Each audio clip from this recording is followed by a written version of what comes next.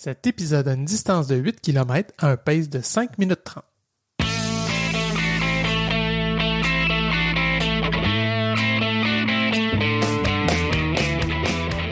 Salut, c'est Coach Bill.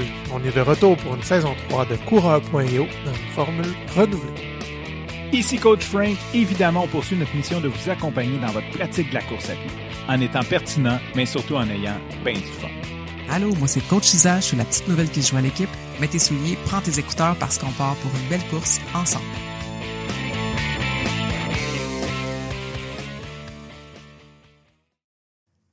Quand on se commet pour un objectif, c'est pas seulement la dimension sportive de notre vie qui change, mais aussi tout ce qui gravite autour.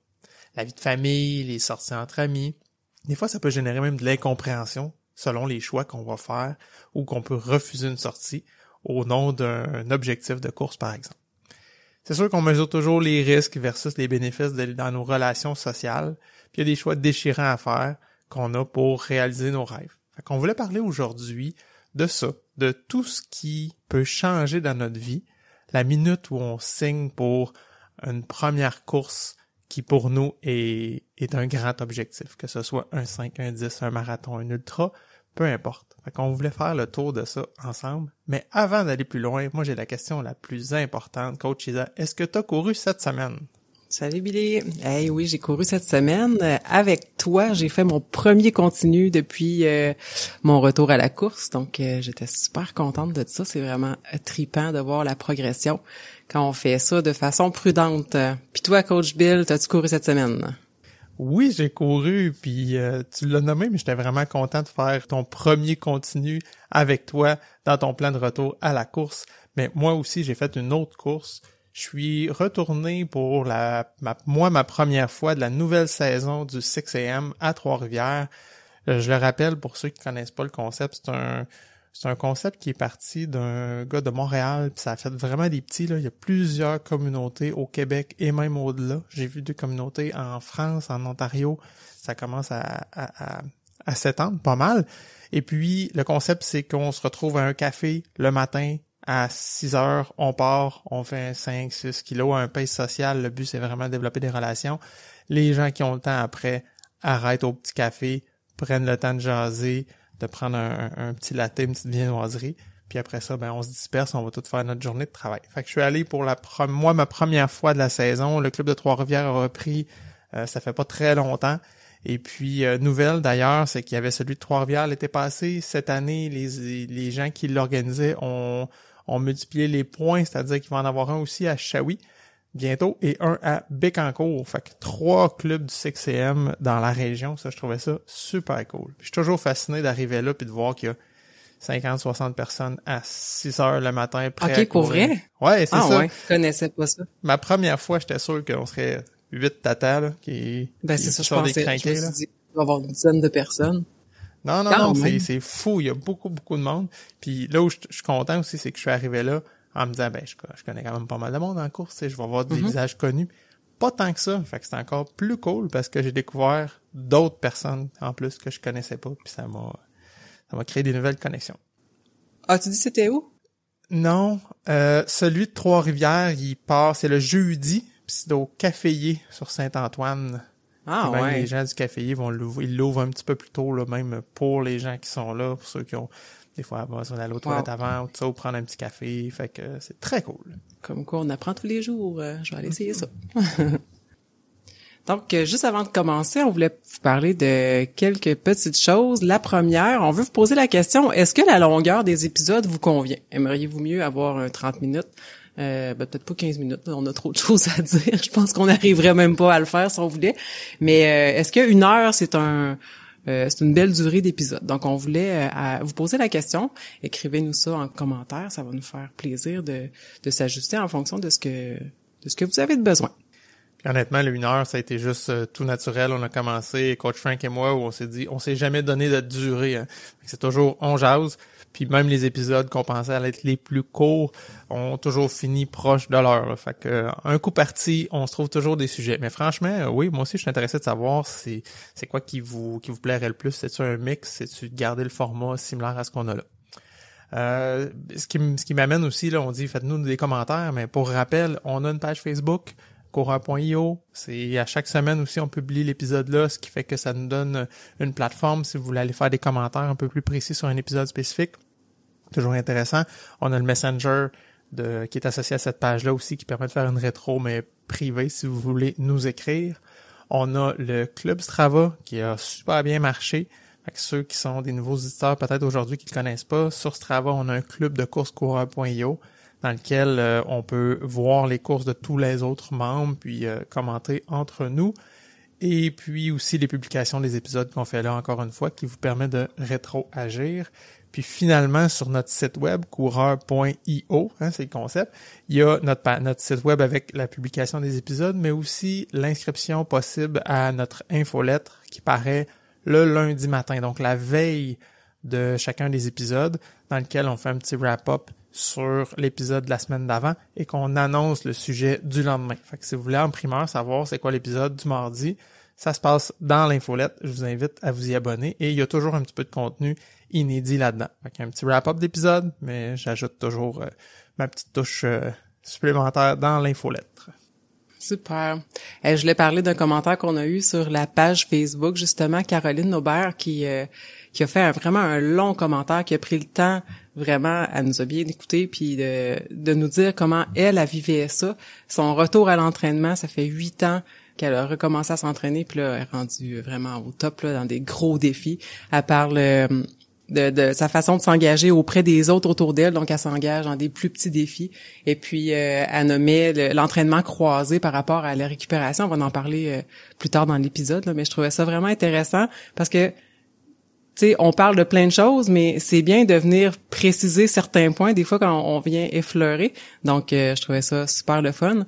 Puis, elle termine son commentaire avec une pensée d'un ami militaire qui a déjà dit « Quand tu penses que tu n'as plus d'énergie, c'est qu'il t'en reste encore la moitié. » Puis c'est tellement vrai, on pense être au bout de la croûte, mais il nous reste tout le temps un peu de gaz. Pas mal de gaz. Il nous reste encore pas mal de gaz quand on pense qu'on n'a plus. J'enchaîne avec quelques commentaires que moi aussi j'ai eu la chance de lire. Je salue Jean-François qui nous a parlé de son club de course, le club de course CCC à Longueuil dans lequel il participe. Et encore une fois, j'ai été frappé quand il m'a dit « on se regroupe puis on est des fois 200 personnes à courir là, dans un groupe, juste des gens comme ça qui se rassemblent. C'est les mercredis soirs et les dimanches. » C'est big, là. C'est gros, là. C'est beaucoup de monde qui se commettent à aller courir avec un groupe. Je trouve ça extra cool. Même chose, je vais mettre les liens de ce groupe-là dans les notes de l'épisode. Fait que s'il y en a qui ont envie de se joindre dans leur groupe, allez-y, ce serait cool. Autre petit commentaire, Mathieu, que j'ai vu sur Strava, qui a couru sa plage au Mexique. Moi, je l'ai levé mon chapeau. C'est nul, courir sa plage. Ne faites pas ça à la maison ou en voyage. On en avait parlé dans l'épisode Courir en voyage que c'est overrated, il y a pas de plaisir tant que ça. Et dans ce commentaire, il m'a confirmé, ouais, c'était l'enfer. C'était pas si plaisant. Là. C'est beau. Allez prendre vos photos. Allez courir ailleurs. Il y a une meilleure place.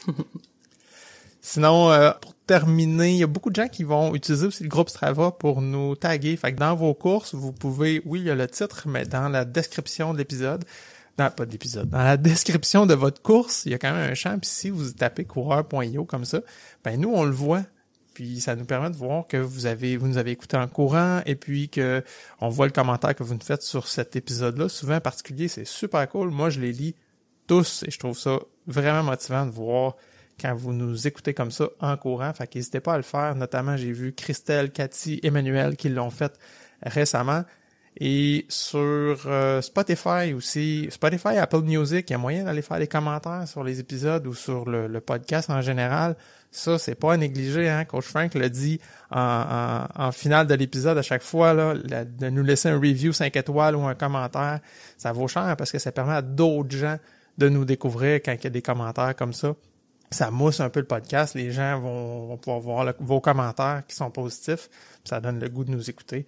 Fait que je salue entre autres Pascal qui a laissé un commentaire pour qui j'ai été pacer personnel à son demi-marathon l'année passée. Eric qui a commenté, je pense, sur toutes les plateformes qui existent récemment, YouTube, Spotify, Strava, etc. Je nomme aussi Hélène, Cynthia, Annie, Geneviève qui ont fait des beaux commentaires sur Spotify. C'est apprécié. Et en conclusion, Marie-Claude, qu'on avait reçue dans Parcours d'auditeur, qui nous a écrit que ton épisode d'intro, Isa, Mais Meet and oui. Greet Coach Isa, qu'elle a fait jouer dans l'autobus. Donc, sur une ligne à Montréal d'autobus de ville, il y a des gens qui ont écouté Coureur.io, ils ont été forcés de le faire par Marie-Claude. Ouais, c'est ça. Je trouve ça très, très cool. C'est vraiment trippant. Hey, en primeur, on vous annonce un concours à venir avec le défi forestier. En fait, on a discuté avec eux, puis on veut vous préparer justement un petit concours en lien avec quand vous écoutez le podcast.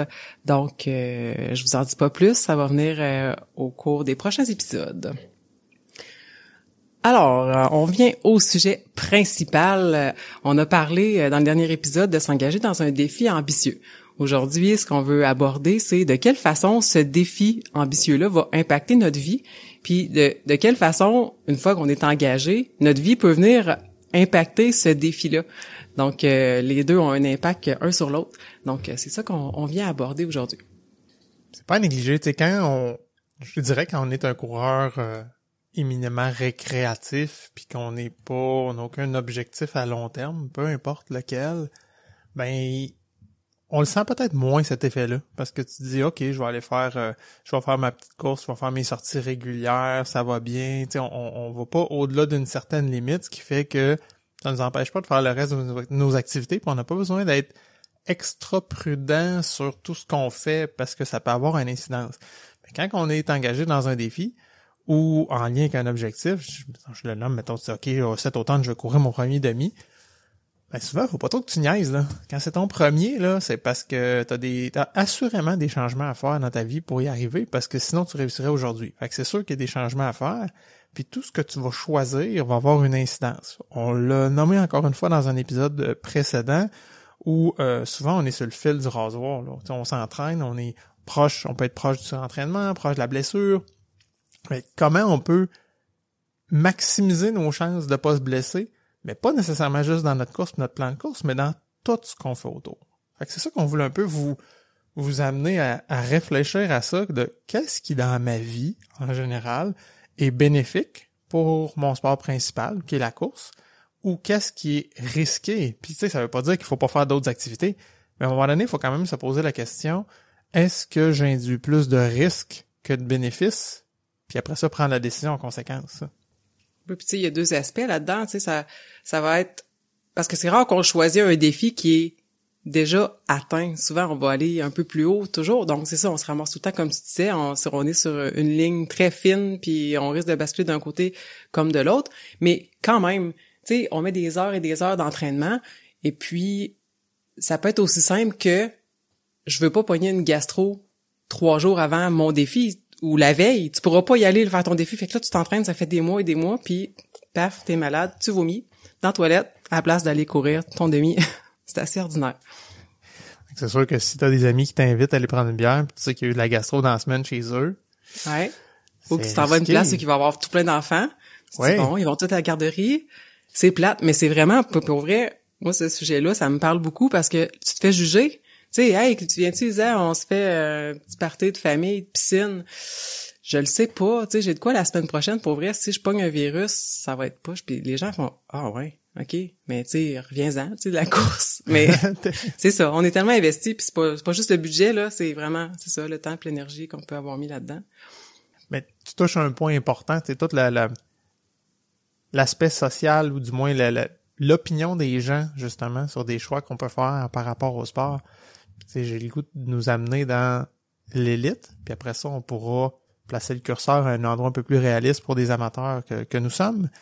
Mais tu sais, dans l'élite, là, les gens, là, ils vont faire de l'acclimatation, ils vont s'en aller d'avance dans un endroit similaire pour commencer à acclimater leur corps, puis s'habituer. Ils vont s'isoler, ils vont justement limiter les contacts sociaux parce que c'est un risque important. Tu sais, si tu t'en vas aux Olympiques, au championnat du monde, puis qu'il y a une bourse en jeu, puis que tu sais, ta carrière est là, c'est quoi de t'isoler une couple de jours pour justement éviter un virus?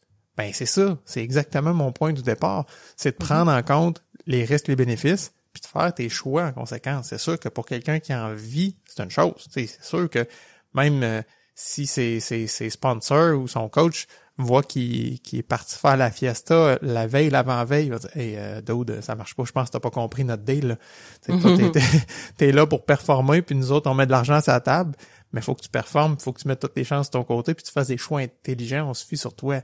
C'est sûr que nous autres, on n'a pas de sponsor quand on va courir, fait que c'est nous envers nous-mêmes, tu sais, c'est un engagement qu'on s'est fait de dire « Hey, je veux réussir, mettons, mon demi à l'automne. » Ben, si t'es sérieux dans ton engagement envers toi-même, c'est sûr qu'il y a des choix déchirants à faire. Il faut pas virer parano puis parler à personne puis pas aller dans des réunions de famille. Moi, c'est pas ce que je dis. Mais il y a quand même des fois où tu peux mesurer ton risque, là. Puis comme tu dis, si tu es dans une place avec des jeunes enfants qui ont eu de la gastro d'un jour avant, ah non, tout est beau, on est correct. Ouais, c'est ça, j'ai pas le goût de prendre le risque. Dans le temps du COVID. Ouais, c'est ça. C'était un peu ça, pareil, là. Ouais. Mais aussi, pour ce qui est des blessures physiques, là, tu sais, si, mettons, on va pas, c'est peut-être pas le moment d'aller aider quelqu'un à déménager quand on est engagé dans un grand défi. Il y a des risques de blessures assez importants. Mais c'est ça. C'est comme tu disais, c'est un peu de mesurer les pour, les contre. Toi, t'as-tu d'autres exemples, mettons, par rapport à ça? Ouais, j'ai quelques exemples, tu vois, sportifs. Jadis, je jouais au badminton régulièrement. Et puis, j'ai eu une blessure, je me suis fait une hernie discale, j'ai eu une blessure au dos. Puis je me suis rendu compte que le badminton, c'était très difficile, là. Surtout, j'ai recommencé à jouer peut-être un petit peu rapidement, ça marchait pas. J'ai laissé pour compte ce sport-là. Puis après ça, quand j'ai commencé à courir, je suis comme, tu vois, ça, au contraire, même, ça me fait du bien au dos, avec la mobilité, le fait de bouger, de faire l'exercice, c'est très positif. Et depuis, je ne suis pas retourné jouer au badminton parce que même si c'est un sport qui m'attire beaucoup, que j'avais beaucoup de plaisir à faire, je vois le risque, là. Je me dis, mettons que j'y vais, là. Puis je me connais, si je vais jouer, je réessaye, je vais jouer pour gagner. Je vais y aller à fond. Fait que tant qu'à y aller à moitié, j'aime mieux pas y aller. Puis si j'y vais à fond, ben, je vais probablement faire l'épée puis me blesser puis pas pouvoir courir pendant plusieurs jours. Fait que quand je mets ça dans ma balance, justement, ben, j'ai bien plus envie de courir puis de garder ma saison de course que d'aller jouer une fois au dos badminton avec des amis. Tu sais, je vais trouver une autre occasion de les voir, ces gens-là. Ça va être bien correct, là. Même chose, tu sais, le golf. J'ai joué au golf. Puis je me dis, tabarouette, j'ai peur, là. Tu sais, je suis vraiment pas bon au golf, là. Fait que taper le bâton à terre, là, ça fait mal dans le dos. Puis ça m'arrive. Fait que je me dis, je prends-tu le risque d'aller frapper des balles avec des chums au risque de scraper des semaines de course, alors que j'ai des événements cet été qui me tiennent vraiment à cœur, puis je serais triste, je serais pas triste, je serais choqué de les manquer parce que j'ai fait un choix d'une activité d'aller frapper des balles pendant 2 heures avec des amis. Ouais, c'est ça. Non, je te comprends tellement. Ça me fait penser, je pense que c'est l'été passé, j'étais avec ma famille, puis on s'en va sur le bateau, puis là, on sort le wakeboard, puis là, moi, j'aime ça, les sports comme ça, le ski nautique, puis tout ça, puis là, j'étais comme, ouais, j'ai envie de l'essayer, puis non, je devrais pas, puis si je tombe, puis en tout cas, finalement, j'en ai fait un petit peu, mais tu sais, du moment que j'ai commencé à être un peu fatiguée, j'ai dit, non, je vais arrêter, je vais être raisonnable, parce que c'est ça, c'est du moment qu'il arrive un petit pépin, ben ça peut scraper le reste de ta saison, là. Puis en plus que c'était l'été, fait que c'était proche du défi des demoiselles, là. C'est important ce que tu dis parce que tu t'en es pas privé, tu l'as fait, mais tu as eu la vivacité d'esprit de dire là, je commence à être fatigué, c'est le temps d'arrêter. On l'a nommé dans un autre épisode avec Coach Frank qui disait, moi, quand mes enfants veulent faire une dernière descente de ski, c'est non. Non, c'est ça. C'est non, la dernière, là, elle est dangereuse. Ouais. Ah ouais, tout le temps là. C'est ça. Puis c'est pas étranger au fait que comme tu commences à être fatigué, là c'est Doc Étienne qui en avait parlé qu'avec la fatigue justement, c'était plus risqué de se faire des entorses par exemple, parce qu'on parlait de course, mais peu importe le sport, la vigilance finalement puis toute notre stabilité etc. est impactée parce qu'on est fatigué, le musculaire tient moins bien. C'est là que les risques de blessures sont plus grands, là. Mais, comme tu dis, il y a moyen de, je vais en faire un peu, mais je vais être prudente, puis, là, je suis fatigué, c'est assez. Tu sais, je n'ai profité, j'ai pas abusé, puis j'ai pas pénalisé le reste de mes activités. Effectivement. Puis je pense que c'est bien je trouve ça le fun qu'on en parle, puis je pense que les auditeurs vont trouver ça intéressant parce que d'y penser avant, justement. Tu sais, là, l'été s'en vient, les parties, les activités vont arriver, ben de se poser la question, de se positionner sur qu'est-ce qui est vraiment important, peut-être sélectionner quel genre d'activité ou quel groupe de personnes on veut prioriser. Puis une autre façon aussi, tu sais, des fois, pour pas subir justement peut-être le manque de connaissances que l'entourage a par rapport à ça, de les informer, de leur dire ce défi-là il est super important, puis bon, mais je vais peut-être être moins présente jusqu'à telle date, jusqu'à mon événement, mais tu sais de proposer aussi d'autres activités là, justement si les gens s'en vont passer une journée en bateau puis que ça va brasser, ben on peut peut-être faire un petit feu de camp à la maison plus tranquille, fait que des fois ça peut venir temporiser un peu tout ça là. Oh, comme tu dis, tu peux aller en bateau sans faire du wakeboard, mais tu profites puis t'es là pareil. Mais quand on se connaît, on sait qu'on va faire comme ah ouais, c'est parce que ça me tente d'en faire. Puis tu dis ok, c'est beau, donne-moi ça. Ouais, c'est ça, tu sais, ou on va aller faire du parachute. On va-tu faire du paddleboard à la place? Mettons, on fera du parachute après. Hey, mais je trouve que je nous écoute puis on sonne comme des chochottes qui ont peur de faire du sport. C'est tellement pas ça, là. Ben non, c'est clair, mais c'est l'inverse, justement, tu sais, mais c'est parce que c'est vraiment plate, là, tu sais, j'imagine, l'as-tu déjà vécu que, tu sais, t'as fait quelque chose, tu t'es fait mal ou tu t'es fatigué puis t'as pas pu faire un défi dans lequel tu t'es engagé? Ouais, c'est arrivé puis c'était super banal, par exemple. Moi, c'était, a fallu, ça va être bizarre comme histoire, on déroge du sport, on a des poules urbaines, puis on s'était fait voler une poule par un raton. Oui, c'est ça. Bon, je t'avais dit, je t'avais averti que ça serait bizarre. Et puis, le grillage était comme défoncé, mais que pour la sécurité des poules qui restaient, évidemment, il a fallu que je répare le poulailler. Et puis, pour ça, j'étais à genoux pendant peut-être 2-3 heures en dessous du poulailler pour réparer tout le grillage, puis tout ça. Et quand je me suis levé de là, tu sais, en étant à genoux, dans le fond, là, j'avais les quads en pleine extension, là, full étiré. Je me suis levé, ça a fait comme aïe aïe. Là, mes quads étaient ultra tendus, ça a tiré sur mes genoux. J'ai fait comme fuck. Tout de suite, ça a fait. Tu l'as senti, tu le savais, là. Ah ouais, okay. Je le savais. Non, je le savais. Là, mon genou a comme barré, mon genou gauche a barré, mes deux genoux sont ma fermage. Ah shit. Tu sais, j'avais pas le choix, entre guillemets. Est-ce que j'aurais pu me trouver une autre méthode de travail? Assurément. Mais c'est ça. Puis j'ai été obligé d'annuler une course. J'étais à quelques semaines. C'était une période, puis tu sais, rajoute à ça, là, pour vrai, c'était une période pour moi où, dans cette période-là, j'ai perdu ma grand-mère. Fait que ça a été très tough, là, parce que je pouvais pas courir. Je vivais quelque chose d'intense dans ma vie personnelle que la course aurait été un baume, m'aurait vraiment, vraiment fait du bien, ne serait-ce qu'au niveau du contrôle de l'humeur, etc., parce que je suis très prompt à ça. Je sais que quand je suis bougon, je vais courir, je reviens, je suis de bonne humeur. Mais ça fait que ça a été une période vraiment difficile. Fait que c'était encore plus tough de prendre la décision de dire « OK, je ne ferai pas mon événement. » Ça serait irresponsable de le faire. Puis d'ailleurs, tu vois, ça m'a fait sourire parce que je suis allé pareil. C'était pas très loin de chez moi, puis je suis allé voir, il y a beaucoup de gens que je connaissais qui couraient cet événement-là, soit des athlètes que je coachais, des amis, fait que j'étais allé vivre la vibe pareil. Et puis, quand je suis arrivé, il y a un des athlètes que je coachais qui me présente son gars qui courait avec lui, puis sa blonde, etc. Puis il me regarde, son gars me regarde, il dit « Ah ouais? » Il dit « Un beau coach qui donne l'exemple. » Il dit « T'es là, puis tu cours pas. » Au contraire, je donne vraiment l'exemple aujourd'hui, parce que si j'avais couru, là, ça aurait pas été de donner l'exemple, j'aurais été contre tout ce que je prône et ce que je dis. Donc aujourd'hui, justement, c'est ce que j'incarne. Et j'ai de façon difficile, mais j'ai pris la décision de ne pas le courir parce que ça aurait été beaucoup trop risqué, là. Fait que ouais, moi, ça a été ça mon histoire tough où j'ai manqué un défi à cause d'une activité du quotidien.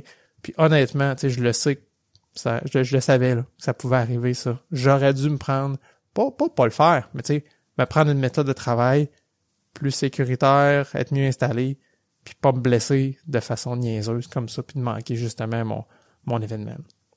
Exactement. Toi, t'as-tu une histoire? Oui, mais juste avant, dans le fond, parce que tu dis que tu as été un exemple justement comme coach en y allant puis en ne courant pas, mais non seulement parce que t'as pas couru blessé, mais aussi parce que t'as été supportant, tu sais. T'aurais pu rester chez vous puis bouder puis faire comme, j'ai pas pu faire ma course puis d'être frustré de ça. Non, t'es allé, tu sais, encourager les autres personnes. Je trouve ça bien aussi.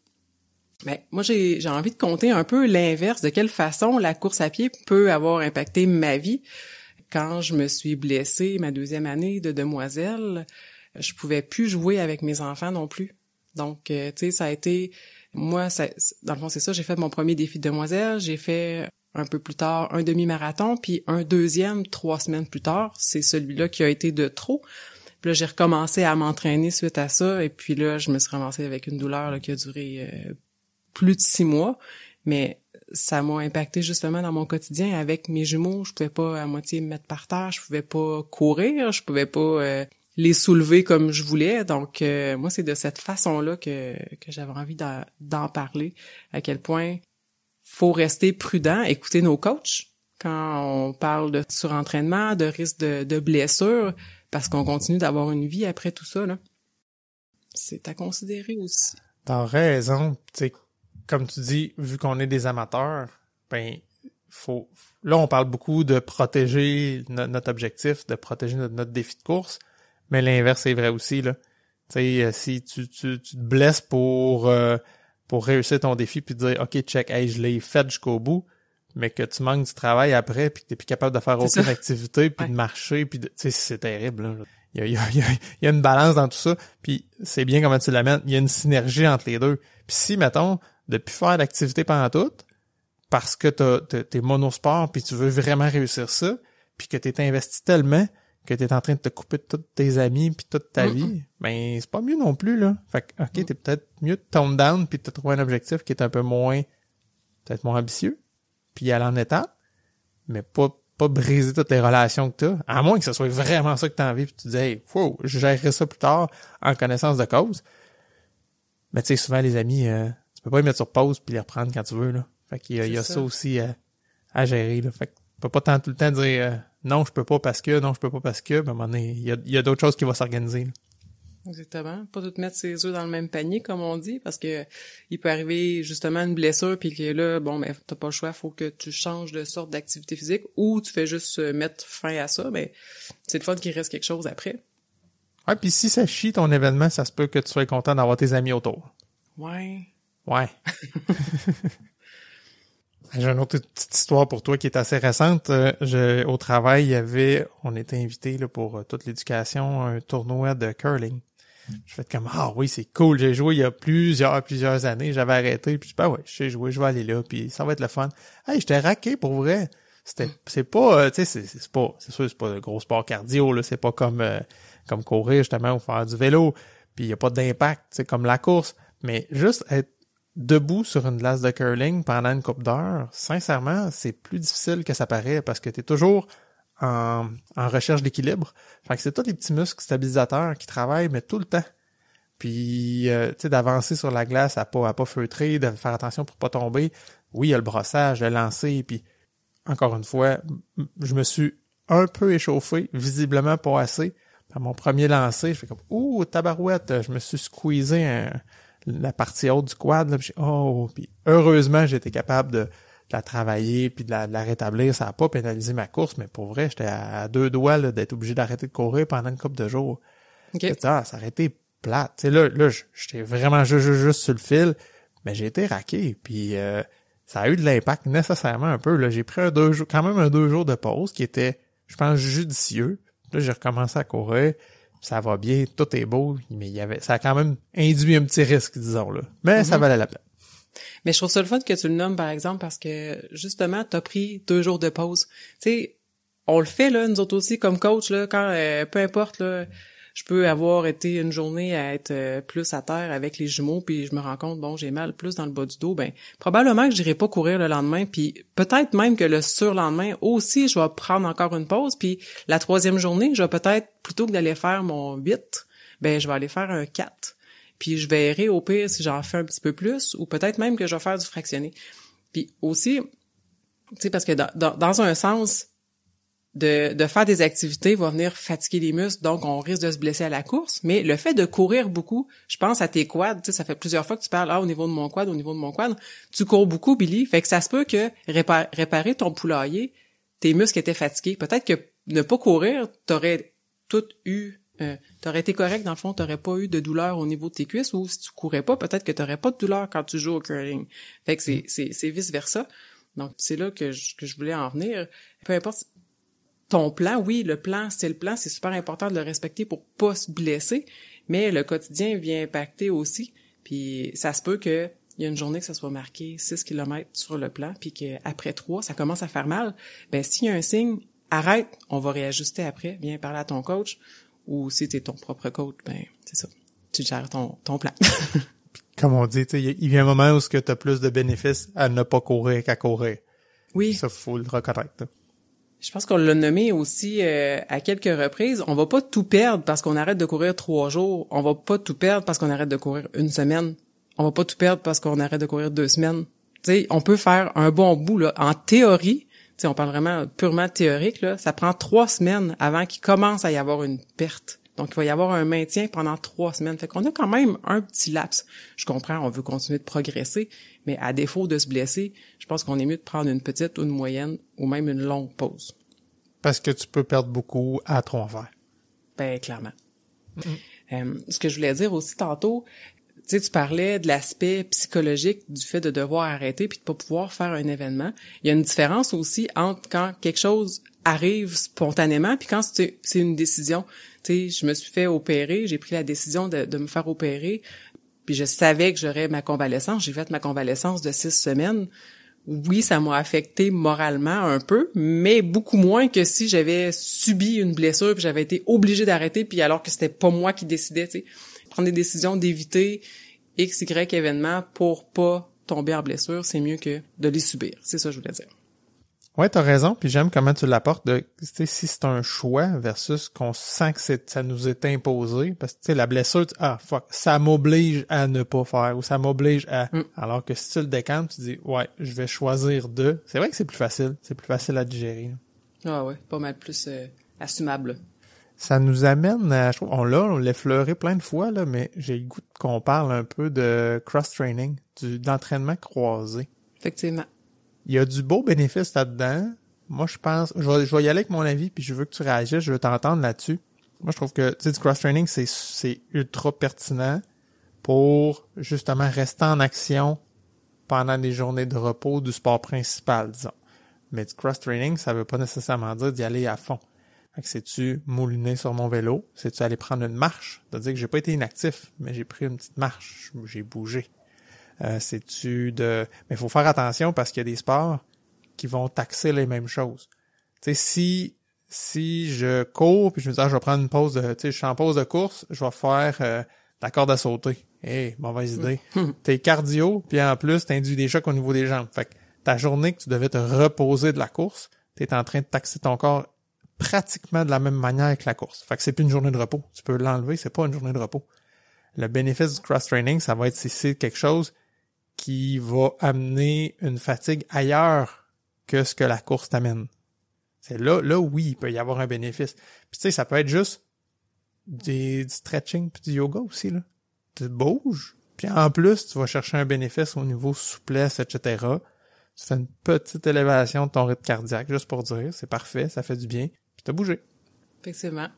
Puis ce que j'aimerais rajouter pour les avantages, c'est que ça peut venir compléter l'entraînement. Tu sais, quand on se limite à un sport, on est fort au même endroit, puis on est plus faible toujours au même endroit. Fait que si on va chercher des sports qui se complètent, je pense à ceux qui font du bateau dragon, tu sais, qui viennent travailler beaucoup leurs bras, leur dos, puis faire de la course à pied. C'est plate, mais on le néglige tellement. Surtout la posture au quotidien avec les ordinateurs puis les téléphones, donc on a le dos rond. Donc, non, c'est ça, ça vient créer un bel équilibre là, dans le quotidien. T'essaies-tu de parler de mes petits bras de poulet, là, sans les nommer, là? Regarde, si le chapeau te fait, mets-le. Non, pas à toi, tu parlais pas de toi. Je vais le mettre. Mais, par contre, j'ai déjà nommé, moi, il y a des athlètes qui font j'ai déjà été approché pour coacher quelqu'un en triathlon, puis non seulement la nage, je connais rien dedans, puis j'ai dit non, je serais pas la bonne personne pour toi, mais je trouve ça je lui lève mon chapeau, ceux qui font du tri, puis ceux qui coachent du tri. Pour moi, c'est 2 prouesses, suivre un athlète et le faire là, pour du triathlon, parce que justement, c'est 3 sports cardio, c'est 3 sports qui taxent le corps de façon importante. Puis, si on prend un sport, là, mettons c'est facile, on dit en course, si tu sors 2-3 fois semaine, c'est très bien. À 4, tu vas commencer à avoir des bénéfices importants, puis si t'es capable de te rendre à 5 fois semaine, là, t'es en grande progression pour peu que tu le fasses bien. À 5 fois semaine, là, ça veut dire que t'as peut-être 2 jours collés, mais tu réussis toujours à plugger des journées de pause, là. T'as 2 jours collés max, une journée de pause, t'es capable de quand même avoir un cycle qui est, je vais dire, prudent. Mais quand tu veux stacker 3 sports dans ton même 7 jours, à un moment donné, il manque de jours de repos, là. Fait que là, tu fais des doubles. Fait que t'as tes journées que tu fais 2 puis 3 sports. Puis ceux qui font des très grands triathlons, ben tu sais, juste la course, pour vrai, là, des fois je fais des sorties doubles justement parce que faut que ça rentre dans l'horaire. Fait que là, tu rentres 2 courses dans ta journée, plus faut que tu ailles nager, puis le lendemain, tu refais une super longue de vélo. Hey, pour vrai, là, je le répète, mais je trouve ça fabuleux ceux qui arrivent à le faire puis à gérer du repos à travers tout ça. Moi, ça me dépasse. Je trouve ça pas évident à suivre, ça. Effectivement, puis comme tu le disais, coacher aussi, là, après ça, quand il arrive des blessures, quand il arrive des douleurs, où est-ce que je retire, de quel sport je retire des entraînements? En tout cas, c'est tout qu'un casse-tête. Ouais, moi aussi, je lève mon chapeau, vraiment. Billy, tu voulais qu'on parle de la posture d'athlète. J'aimerais ça que tu me donnes ta définition de ces termes. Ben, à base, moi, je sais pas si je l'ai déjà dit, moi, j'utilise souvent le terme athlète parce que, pour moi, quelqu'un qui fait du sport au jour 1, pour moi, c'est un athlète. Je le calcule comme un athlète. Pour moi, athlète, ça sonne pas professionnel ou haut niveau. Ça sonne quelqu'un qui est engagé dans sa remise en forme à travers un sport. Fait que pour moi, d'après moi, tous les auditeurs sont des athlètes. Je suis assez certain de ça. Fait que déjà, ça, c'est une chose. Puis je pense que quand tu veux grandir, tu veux t'améliorer, il faut s'inspirer des meilleurs. Puis c'est là que je vois les athlètes de haut niveau. Mais qu'est-ce qu'ils font, eux? Ils sont bien accompagnés, ils ont des gens autour d'eux, que ce soit un coach, que ce soit physio, chiro, médecin, etc. C'est juste, entre guillemets, un petit rappel de traînez pas vos bobos, puis consultez les spécialistes appropriés quand vous avez besoin. Je l'ai déjà nommé, quand j'étais jeune, pour moi, j'étais vraiment, vraiment pas en forme. Pour moi, à l'hôpital, c'était aller se trouver des maladies que si j'y vais pas, ça existe pas. Fait que je fuyais les hôpitaux parce que je savais qu'ils me trouveraient quelque chose. J'étais vraiment pas en forme. Puis aujourd'hui, maintenant que j'ai un mode de vie plus sain, etc., c'est tellement différent. Je me souviens la première fois que j'étais allé chez un physio parce que je m'étais blessé justement en course puis que je voulais reprendre mon sport. Mon discours avait vraiment changé. Je suis rentré là en disant « Comment tu peux m'aider à recommencer le plus rapidement mon sport de façon sécuritaire? » Donc là, c'était vraiment autre chose que « Je suis malade, j'ai besoin de pilules, finalement. » là. Ouais. Fait que c'était cool. Ben, c'était cool. C'est pas cool d'être blessé, mais la démarche était vraiment clairement plus positive. Puis on était en rehab, puis en retour vers quelque chose de positif, et non pas juste en curatif de quelque chose de négatif. Mm-hmm. Fait que ça, c'est une chose, tout ce qui est le autour, encore une fois, à notre niveau, mais s'inspirer de ce qui se fait chez les athlètes, les grands athlètes professionnels les meilleurs.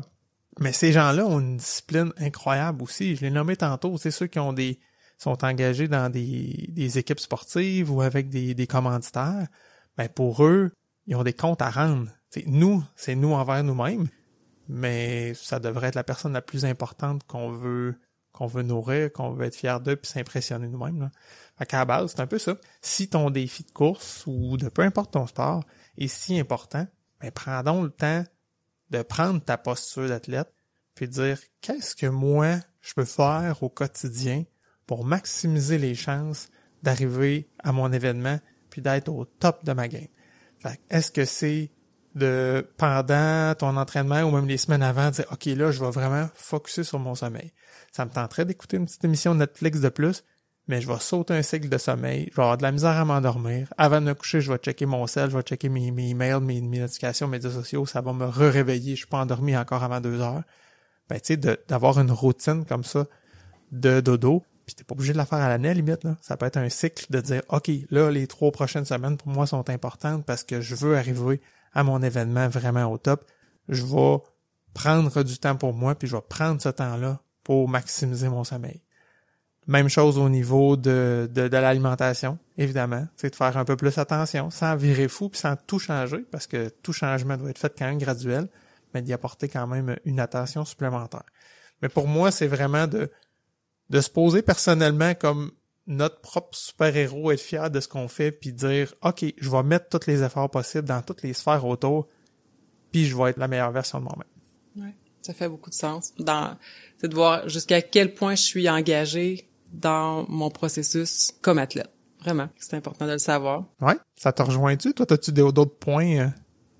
Ben, t'as quand même bien fait le tour, puis tu sais, le fait de le reconnaître, de se poser la question d'abord, ben d'admettre ou d'être d'accord avec le fait que oui, crime, je suis un ou une athlète. De deux, de savoir de quelle façon je peux être un bon athlète ou un meilleur athlète, tout dépendant de l'importance que ça a dans sa vie. Puis après ça, de l'annoncer aux gens, de pouvoir justement en parler, de dire, ben moi, mon engagement de ce temps-là, c'est ça. Là, j'ai un événement dans 3 semaines, fait que là, ça va être super important, mon sommeil, mon alimentation. Fait que les gens vont comprendre, les gens vont vouloir nous aider, plutôt que de juste faire ça dans notre tête, puis de dire, ben moi, je mange plus ça, je fais plus telle chose. Les gens comprennent pas, les gens, ils peuvent pas lire dans notre tête. Là, je suis la première, je le dis, là, mais je suis la première à des fois trop garder les idées dans ma tête.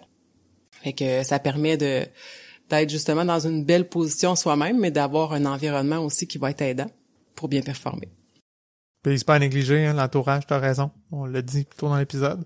Puis là, j'ai été très concret sur le plan d'entraînement, la nutrition, le sommeil, mais tout l'entourage, t'as raison, c'est super pertinent. Si les gens comprennent pourquoi vous le faites, c'est vrai qu'ils vont être aidants puis qu'ils vont être peut-être plus accommodants que si vous gardez ça pour vous puis qu'ils comprennent pas qu'est-ce que ça donne, qu'est-ce que ça va vous enlever de faire telle ou telle activité. Mais c'est pas si grave, mais s'ils comprennent puis ils comprennent l'importance puis le poids que ça a pour vous dans votre vie, ben c'est sûr que c'est plus facile. Là. Ils vont moins se sentir peut-être négligés, puis aussi peut-être qu'il va y avoir des problèmes ou un poids de moins à mettre sur vos épaules. Là, ça sera pas le temps de penser à on peinture-tu les murs en vert ou en bleu. Là, c'est pas le temps de penser à ça. Fait que le sachant, vous imposera pas là, ça n'a pas rapport là, mais ça peut être n'importe quoi au travail, dans le quotidien avec la famille, l'entourage. Fait que si vous voulez pas que votre blonde vous demande de peinturer la maison, signez pour un demi-marathon. Exact. C'est ça. Pas sûr qu'il y en a tout à l'heure comme ça. Ça serait un peu trop facile. Pour pouvoir faire la vaisselle. Ouais, c'est ça. Je peux pas faire la vaisselle si j'ai une course en fin de semaine. Non, c'est ça. Hey, on pourrait se faire une liste, par exemple. D'après moi, il y a une couple de choses qu'on pourrait skipper. Ah oui, je pense que oui. Je pense qu'on a fait un bon tour, à moins que tu avais des points où on n'était pas encore allé. Non, moi je pense qu'on a fait le tour aussi. C'est cool, fait qu'on a parlé vraiment, tu sais, oui, quand on place notre objectif, s'assurer que c'est cohérent avec nos activités du quotidien et inversement, que les deux fonctionnent bien en synergie. Parlez à vos gens autour, expliquez-leur qu'est-ce qui se passe puis qu'est-ce qui est important pour vous. N'hésitez pas à réviser vos objectifs si à un moment donné vous vous rendez compte que pour X raison, ça ne sera plus possible. Fait que de prendre la décision de ne pas faire, c'est beaucoup moins douloureux que de l'étirer puis de se la faire imposer par blessure ou parce que ça marche juste pas ou de vivre un événement de scrap parce que vous êtes entêté à le faire. Puis, on a touché un petit peu au cross-training aussi.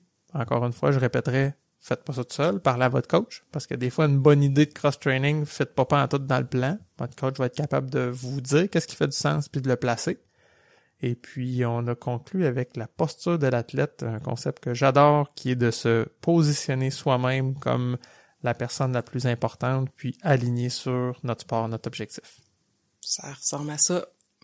Fait que pour terminer, Bill, t'avais-tu une plug? Ouais, moi je vais vous plugger mon collègue Jérôme, ça fait des semaines, des mois qu'il me dit qu'il y a une imprimante 3D, puis qu'il me dit « Hey, si tu veux imprimer quelque chose, puis pour vrai, je vois pas quoi faire avec ça. Autant que j'aime les bébelles, j'aime les gadgets, je me dis, il me semble que j'aimerais ça, puis je trouvais rien à faire. » Puis là, je suis tombé dans un rabbit hole où là, j'ai trouvé toutes sortes de bébelles et c'est extra cool. Puis, il m'a imprimé récemment c'est un support pour tenir mon enregistreur numérique qui sert justement pour l'enregistrement du podcast, entre autres. Fait que préparez-vous, maintenant, je peux l'accrocher à ma ceinture puis me promener. Fait que ça se peut qu'on aura un VoxPop coureur.io maintenant. Toi, est-ce que tu as quelque chose à plugger nos auditeurs cette semaine? Ce que j'ai envie de plugger cette semaine, moi, c'est ma gang des demoiselles de cette année, de l'année passée, de l'autre année d'avant, de toutes les demoiselles. Pour vrai, j'ai eu besoin d'un soutien énorme, puis je l'ai eu. Donc, à vous toutes et à vous tous, un gros bisou de loin. Sur ces belles paroles, qu'est-ce qu'on dit à nos auditeurs? On vous souhaite une belle course.